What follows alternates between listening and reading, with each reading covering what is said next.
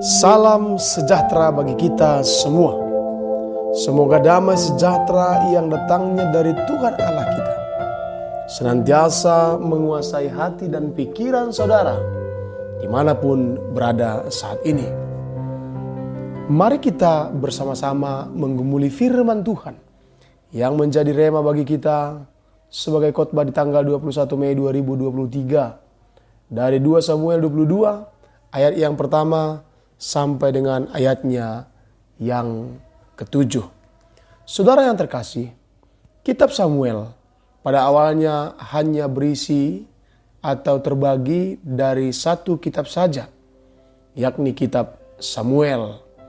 Tetapi di kemudian hari kitab ini dibagi atas 2 bagian, yaitu 1 dan 2 Samuel.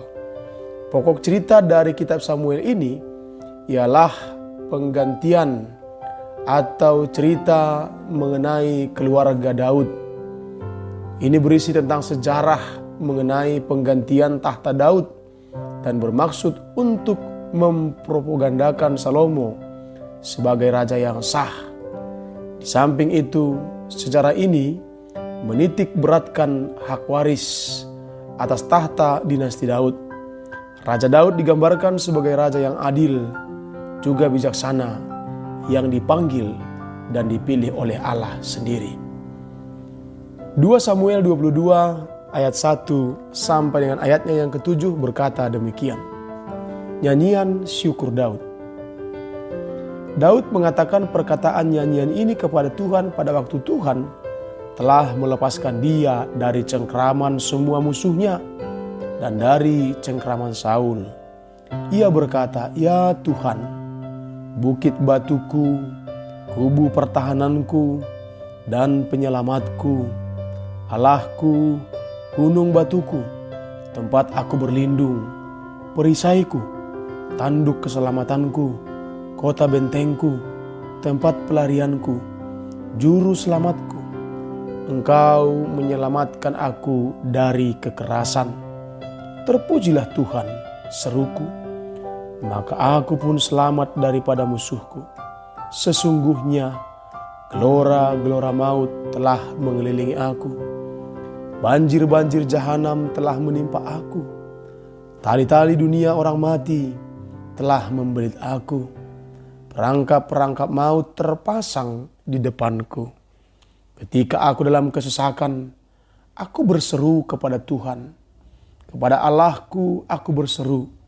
Dan ia mendengar suaraku dari baitnya. Teriakku minta tolong masuk ke telinganya. Amin. Sedemikian jauh pembacaan nats firman Tuhan bagi kita kali ini. Saudara yang terkasih, kita semua barangkali tahu betul siapa itu seorang Daud dan bagaimana sejarah kehidupan Daud yang digambarkan juga dalam kitab 2 Samuel ini. Bagaimana keberhasilan Daud menjadi seorang raja. Dan bukan hanya itu. Dalam nats ini juga dijelaskan tentang kegagalan bahkan dosa Daud. Lika-liku perjuangan hidup yang harus dia alami. Namun apa yang kita lihat dalam nats firman Tuhan ini, dalam kisah ini suatu janji yang di kemudian hari digenapi di dalam Kristus. Daud bukan saja sebagai seorang pilihan Allah waktu itu, tetapi ternyata dia menjadi awal garis keluarga yang akan membawa kepada Sang Penebus itu sendiri. Saudara yang terkasih, dalam nats firman Tuhan yang baru saja kita bacakan, Daud digambarkan sebagai seorang penulis syair rohani.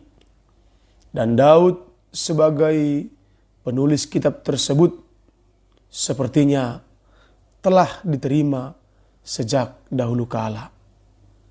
Saudara yang terkasih, apa yang menjadi latar belakang penulisan syair nyanyian Daud ini adalah sesuatu yang tidak bisa dilepas pisahkan dari persoalan yang dialami oleh Daud, termasuk persoalan besar yang dia alami tentang seorang yang bernama Saul.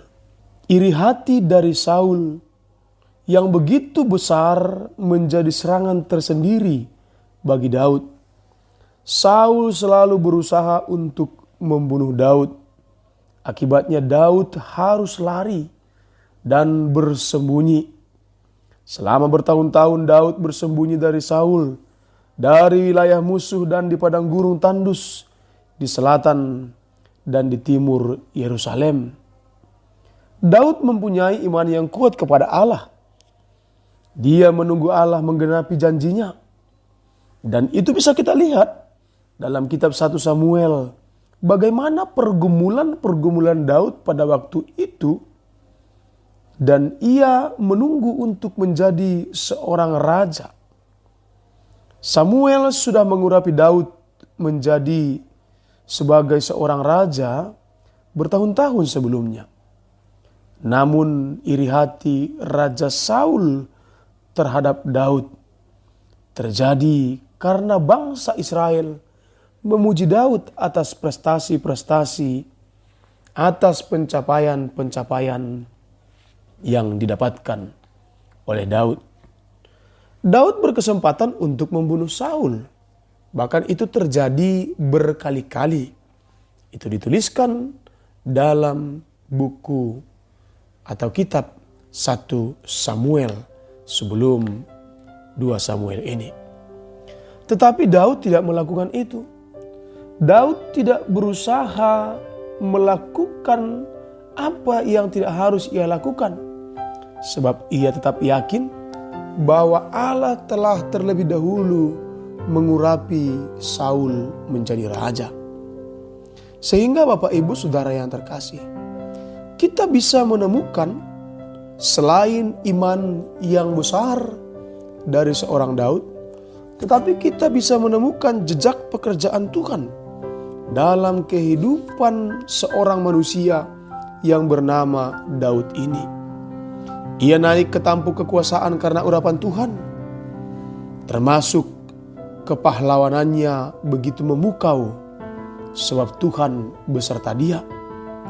Dan bagaimana juga ia terjatuh karena dosa zina dan pemberontakan anaknya Absalom, menunjukkan keadilan Tuhan atas dosa-dosa Daud, atas dosa-dosa manusia yang walaupun dilakukan oleh orang pilihannya, tetapi hukuman tetap dijatuhkan meskipun pada akhirnya dosa diampuni karena pertobatan Daud akibat dari dosa itu. Namun akibat dosa itu tetap berlaku. Saudara yang terkasih, apa yang kita lihat dalam nats firman Tuhan yang sudah kita bacakan tadi adalah sebuah pengaduan perkara yang disampaikan oleh Daud kepada Allah. Mengapa Daud menyanyikan nyanyian syukur kepada Allah? Mengapa Daud menyampaikan perkaranya kepada Allah? Jawabannya ialah karena masalah yang dialami oleh Daud adalah masalah ketika ia melaksanakan tugas Allah. Hidupnya terancam bahaya yang ditimbulkan oleh sikap seorang yang bernama Raja Saul, juga musuh-musuhnya. Ia tidak membalas sakit hati karena perlakuan Raja Saul. Meskipun sebagaimana yang saya sampaikan tadi, kesempatan untuk balas dendam berulang kali datang kepada Daud.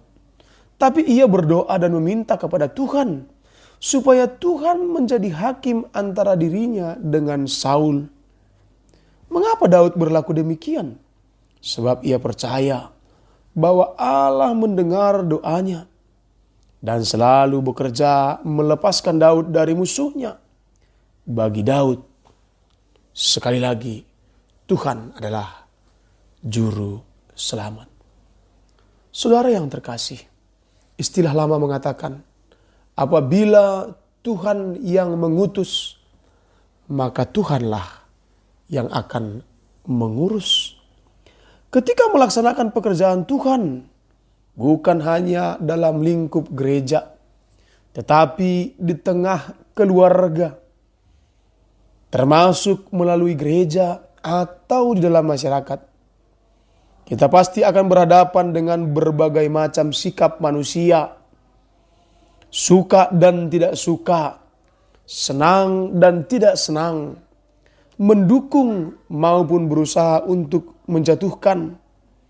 Ada yang menjadi teman, dan kadang-kadang ada yang berubah menjadi sosok musuh di hadapan kita. Sikap kita sebagaimana orang percaya adalah sikap seperti Daud. Perkara serahkan semua di tangan Tuhan, di tangan Kristus, Sang Pemberi hidup baru bagi kita. Bukan berarti kita menjadi manusia yang tidak punya sikap.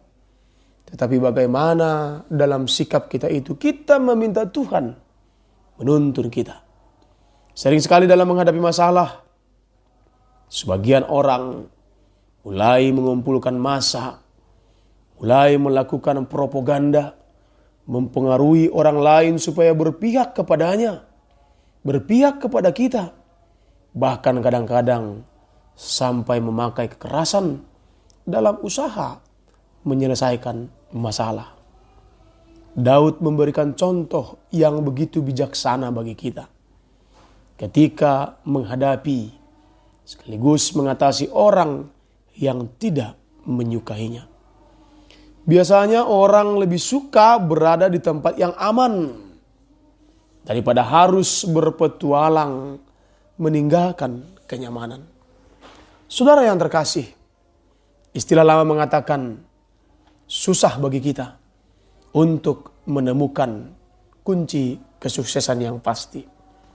Tetapi salah satu kunci kegagalan yang pasti adalah berusaha menyenangkan semua orang, berusaha disukai semua orang, sehingga bagi pengikut Kristus keadaan rohani yang aman-aman saja bukanlah hal yang harus dinikmati. Tetapi bersama dengan Tuhan, mari kita siapkan diri untuk petualangan rohani. Mari kita lakukan sebagaimana yang diinginkan oleh Tuhan bagi kita. Kita tidak bisa memaksakan orang lain menyukai apa yang kita lakukan sebagaimana yang diinginkan oleh Tuhan.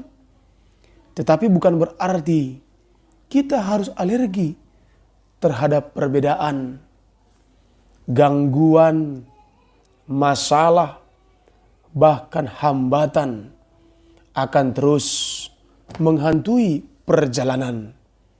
Tetapi lihatlah bagaimana kehidupan Daud. Jatuh bangun ia alami. Ia jatuh bukan saat ia ada dalam pelarian atau peperangan yang menegangkan, tetapi justru saat ia santai di istananya yang nyaman. Zona nyaman membuat ia terjatuh ke dalam dosa yang mematikan. Saudara yang terkasih, bagaimana ketika dalam perkara ternyata Daud mengaku Tuhan adalah bukit batu, kubu pertahanan, penyelamat, Allah gunung batu, tempat perlindungan, perisai, tanduk keselamatan, kota benteng tempat pelarian, juru selamat yang menyelamatkan Daud dari segala macam kekerasan. Saudara yang terkasih, kesuksesan Daud hanya karena Tuhan. Dan kesadaran inilah yang dimiliki oleh Daud, sehingga ia senantiasa menempatkan Tuhan di atas segalanya. Ini menjadi pelajaran berharga bagi kita. Bagaimana meletakkan Tuhan di atas segalanya dan memiliki kesadaran betul bahwa kita dapat menjadi seperti kita hari ini hanya karena tangan Tuhan yang membentuk kita, yang memberikan Kristus sebagai menebus dosa-dosa kita, sehingga kita dimampukan untuk bersyukur dengan bahasa kasih yang diajarkan oleh Kristus untuk sesama kita manusia. Pertolongan Tuhan akan senantiasa ada dalam penderitaan maupun dalam bahaya maut. Pada saat yang tepat membuat kita semakin berjaya, semakin percaya kepada Tuhan. Demikian juga ketika dalam penderitaan maupun dalam dosa, bahkan dalam bahaya maut, ingatlah keselamatan Allah senantiasa ada pada saat yang tepat oleh Kristus Yesus Tuhan kita. Allah menyelamatkan Daud. Allah juga akan mampu menghancurkan lawan-lawan Daud. Allah menyelamatkan kita. Allah juga akan mampu menghancurkan lawan-lawan kita. Menghancurkan keberdosaan kita. Menghancurkan kefasikan-kefasikan kita. Sehingga kita akan senantiasa berseru kepada Tuhan. Meskipun kadang dalam kesesakan, tetapi kepada Allah kita berseru. Dan kita aminkan Ia mendengarkan suara kita dari baitnya.